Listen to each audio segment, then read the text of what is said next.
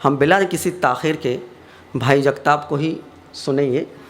मैं बड़े ही अदब के साथ भाई जगताप को इस शेर के साथ आवाज़ दे रहा हूँ कि तेरी मौजूदगी में तेरी दुनिया देखेगा कौन, तेरी मौजूदगी में तेरी दुनिया देखेगा कौन, तुझे मेले में सब देखेंगे मेला कौन देखेगा।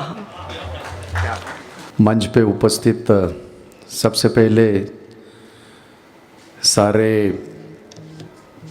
लेडीज़, उसमें सब आ गए, बहना आ गई, खाला आ गई, जो आपने डॉक्टर साहब आपने ज़िक्र किया क्योंकि आपका आज का दिन आपके नाम है और हम मर्द बड़े खुदगर्ज होते हैं, कम से कम आज तो फ़र्ज़ निभाए। और इसलिए जब मैं आया और आपने जब वहाँ से उठने की ज़हमत की, हमने कहा ना, और मैंने दिल से कहा है। तो यहाँ मंच पे बैठे सारे हमारे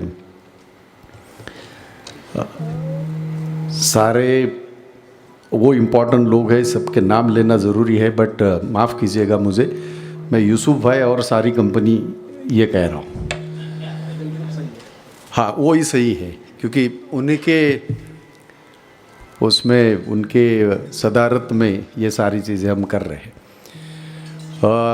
मुझे याद है कि मेरे ऑफिस में उर्दू के सारे पत्रकार आए थे यूसुफ भाई आपके साथ, और उस वक्त उन्होंने मुझे कहा था कि एक प्रोग्राम 8 तारीख को महिला दिन के दिन, ये अंतर्राष्ट्रीय वुमेंस डे के दिन हैं, तो मैंने उस वक्त वो ये किया था मेरे डायरी में।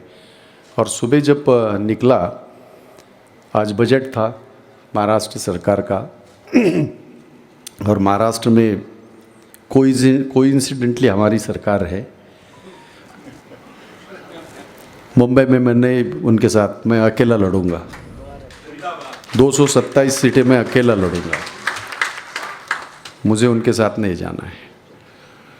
पर ऐसा है कि ओहदे मिलने के बाद हमारी एक मजबूरी होती है, पता नहीं कि दिल्ली से कब फोन आएगा, और वैसे ही हुआ। मेरी फ़्लाइट है अभी 10:30 बजे की मेरी फ़्लाइट है, मुझे दिल्ली जाना है क्योंकि कल एक बहुत इम्पॉर्टेंट मीटिंग राहुल जी के साथ और बाकी सारे लोगों के साथ, एच के पाटिल के साथ साहब के साथ है। इसलिए मैंने कहा शहजाद को कि मैंने कहा भाई हमारा नंबर पहले लगा दो ताकि मैं कुछ बातें करके निकल जाऊंगा। पर मेरा आने का मकसद कुछ और है।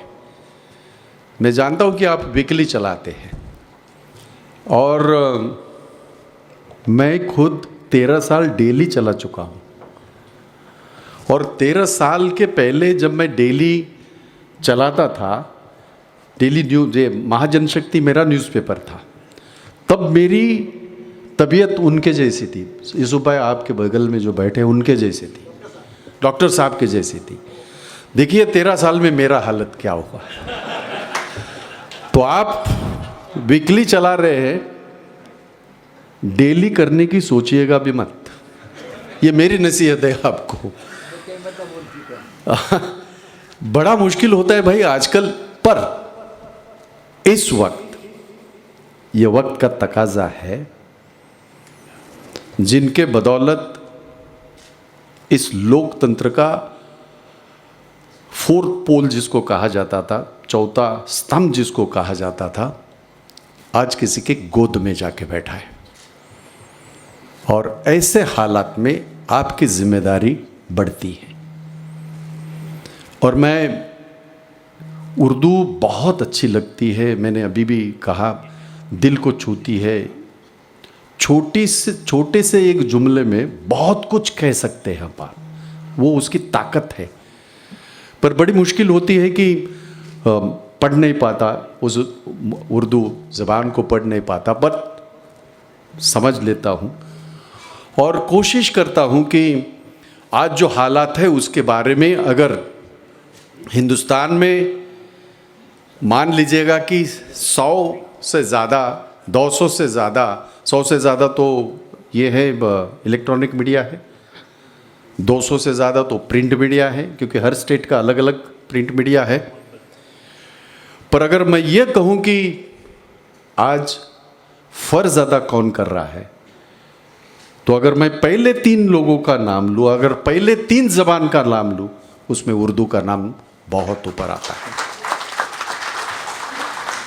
बहुत कम लोग हैं कि ये आज के हालात को देखते हुए ये ज़रूरत करते हैं। आप वो ज़रूरत करते हैं, इसलिए आपको बहुत बहुत बधाई मैं देता हूँ, आपको बहुत बहुत मुबारकबाद मैं देता हूँ।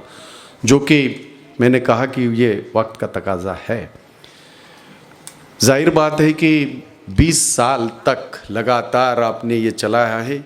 ये तो मैंने ऐसे ही इसमें थोड़ा सा हल्के मूड में कहा कि भाई आप वीकली चला रहे, डेली पे मत आइए, लेकिन आप जैसे लोगों की ज़रूरत है डेली भी ये चले और लोगों को हकीकत से हम लोग आगाह करें, और वो काम आप बखूबी करेंगे, इस बात से मेरे दिल में कोई आशंका नहीं है। मैं आपको बहुत बहुत मुबारकबाद देता हूँ, और हो सकता है कि आने वाले 5 साल में 25 साल जब होंगे तब आपका अखबार न कि वीकली रहेगा, वो डेली रहेगा। इस उम्मीद के साथ पूरी तरह आपको बहुत बहुत शुभकामनाओं के साथ मैं बधाई देता हूँ, और आप सारे लोगों से माफ़ी चाहता हूँ। आप सारे लोगों से माफ़ी चाहता हूँ।